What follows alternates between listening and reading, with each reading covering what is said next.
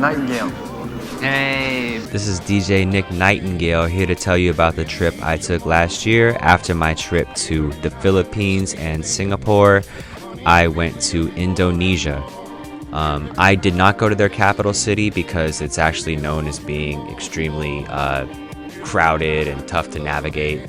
Not really a destination for tourists. So instead, I went to Central Java, where I have a personal friend who is able to meet me, show me around, give me a real look into the local life. And so I thought that was a much better way to go. I stayed at one of the better hotels I think that they have. It's in the city center. It was called Hotel Ciputra or something like that. If you want to know, just ask me and I'll go look it up and figure it out. So my journey starts in the city of Semarang.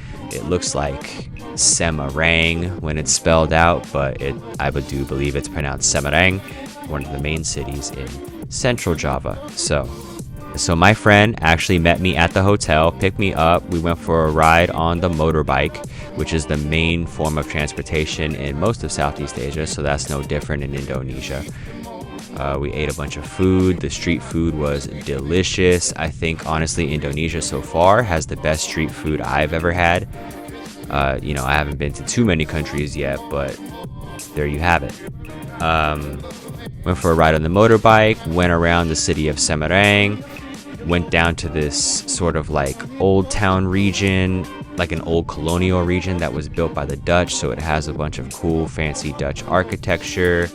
Semarang actually was like a very surprisingly good looking city in many places, like very clean and just like enjoyable to walk around. And the architecture, like I said, was something neat. I didn't really know anything or much about Dutch architecture. I've seen like Solvang in Southern California where I'm from, but I think that's about the extent of it. So this was pretty cool. Some of that old colonial architecture, a lot of like monuments to trains, because it was sort of like a railway shipping hub when the Dutch were here.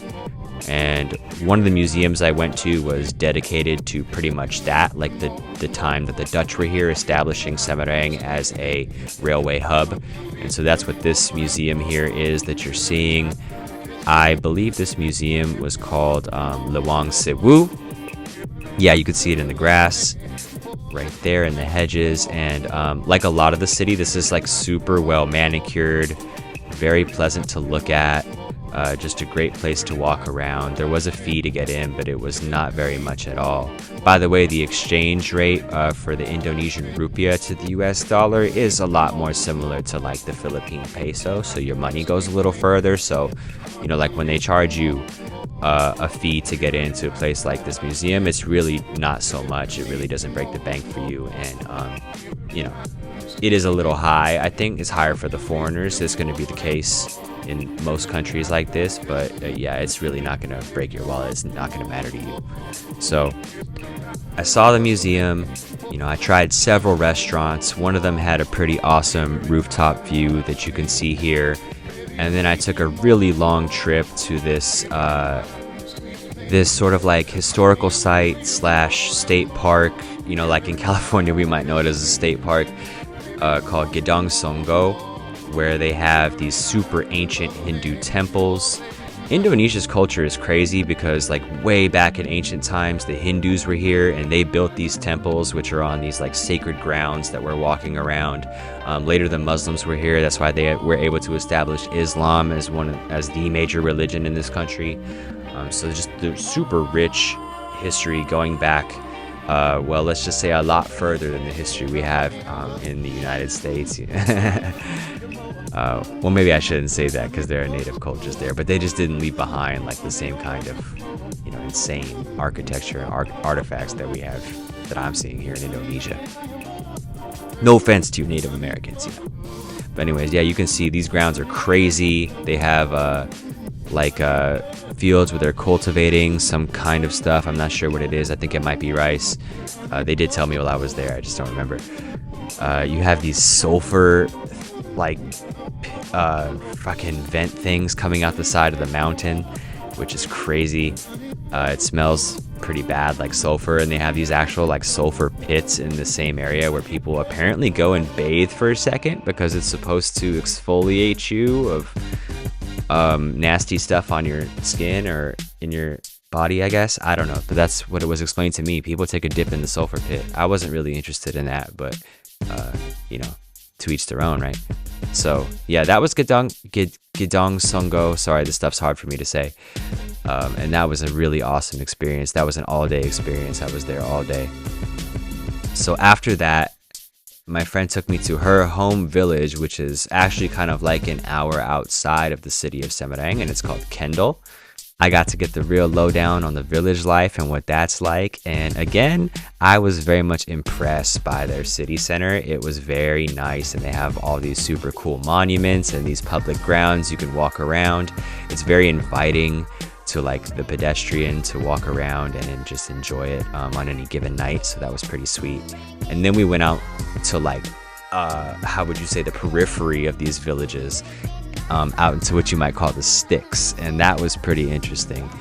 As you can see here, a lot of like rural stuff. We went out to this mandrake area close to the ocean where a lot of people go fishing. We got to hang out with some fishermen, see what that was like, where it's like their daily job. They go out there, they fish for that fish, and then they eat it, they sell it, and there we were, right? Pretty sweet. Later on, there was also a beach in that area by the mandrake ponds. I don't know what you call them. On the other side of those mandrake, you know, like lake pond, man-made lake pond fishing things, there's an actual beach that I went to. It's a really nice beach. The sand is a little darker than the beaches of Southern California. It's kind of like, looks more like a NorCal beach. The water is warm though, which is very interesting, but maybe not the cleanest, maybe not the water you want to like take your shirt off and go for a dive in, but hey, I waded in there. I was checking it out. I was enjoying the sunset. It made for really, really nice vibes. And so on that note, I took those good vibes with me to the international tourist destination of Bali. Jakarta is the capital city, and it sits in West Java, you know, west side of the big island of Java. Bali is east of East Java. It's its own little island. It's like its own municipality. The main city is called Denpasar. That's where you fly in if you take a plane like I did. There's other options, like I think you can take a ferry, but that is a much more rigorous way to travel. So most people just end up flying, and that's what I did. And I stayed at a really nice resort hotel, which is also what I think most people do, because like with that currency conversion, it's pretty affordable.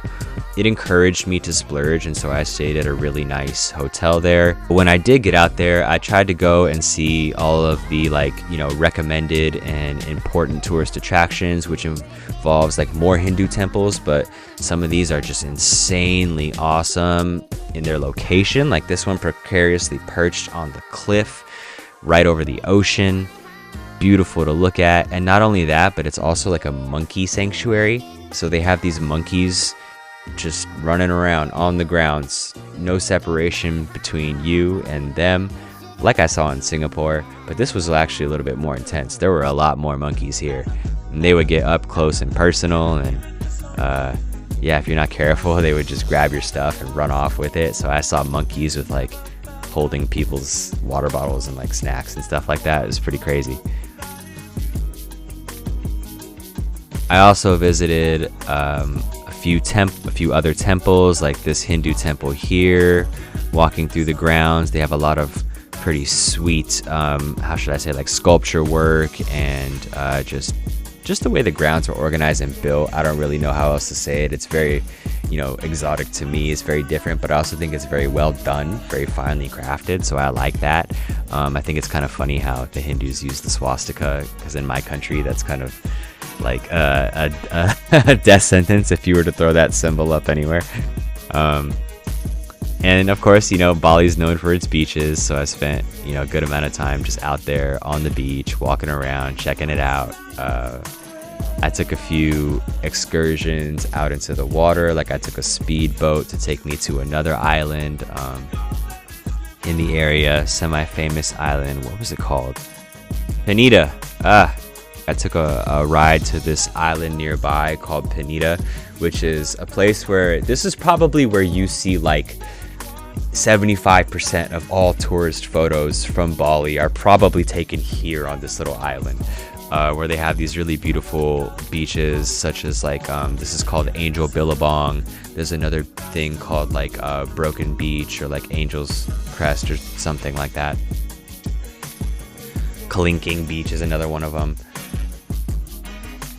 And they are breathtaking, I'm not gonna lie. This is like, I mean, you can see the shots that I have here. This is like kind of, this is really impressive stuff. However, I do have to say, the thing that you don't notice behind the scenes is that it is extremely, extremely crowded, and I dare say overrun by tourists, this little tiny island. And they're honestly just shipping tourists by the boatload to this island all day long. I was one of them. I was packed in there, and I could see the influencers like just, you know, trying to move heaven and earth to get shots of themselves without other tourists in them. Is kind of hilarious to watch. So I do have to say, over tourism is a definite problem in Bali. But hey, don't let it take away from the beautiful aspects of it, though, right? So I did enjoy it very much for what it was. Funny thing, on my way out, some like really famous politician came to visit the island, and he landed in a helicopter, and everyone was just like swarming around him. That was trippy. Overall, there was just great cultural immersion during my trip to Indonesia, me being able to hang out with my friend in a lesser known city, and even then go hang out in an even lesser known village, and just sort of get on the outskirts and understand the local life. I had a great time doing that. I made a lot of friends doing that, by the way. I mean, it was helpful because I was introduced by a friend I already had. That goes a pretty long way, I won't lie. But I will say, everybody I met, super friendly. We're in touch on social media. I had a great time in Indonesia. There's not a lot to complain about, other than sort of like the standard complaints that come with a developing nation. And if you want my overall opinion of the country, you can see that here on the screen. Just rating it the same way I've rated the last few countries I went to, which is Philippines and Singapore. And there will be more like this to come. Quite honestly, guys, I hate doing these narrations. I don't like it. But I think it's a lot better than you listening to some AI bot, you know, narrate these things. I think this is the only way to really engage with people. Eventually, maybe I'll actually, you know, put a camera on my face. But, and also, of course, I'm a DJ, so I'm going to be releasing a lot of stuff that has to do with just, you know, music mixes and live shows that I'm trying to get